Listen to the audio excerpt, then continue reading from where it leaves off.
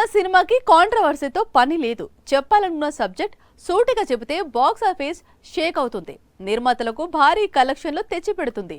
ఇప్పుడు అదే విషయాన్ని ప్రూవ్ చేస్తోంది L2 ఎంపురాన్.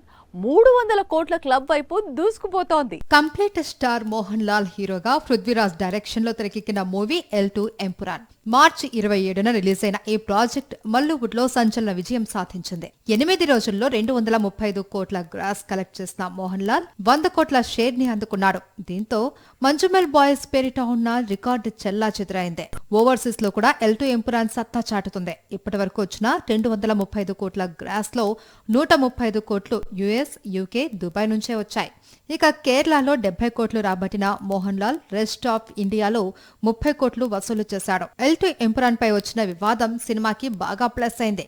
వీక్ డేస్ లో కూడా మంచి కలెక్షన్స్ ని రాబట్టింది. ఏప్రిల్ 10 వరకు పెద్ద సినిమాల రిలీజ్లు లేవు. సో అప్పటి వరకు ఇదే జోరు కంటిన్యూ అయితే 300 కోట్ల క్లబ్ లో మోహన్ లాల్ చేరిపోయే అవకాశం ఉంది.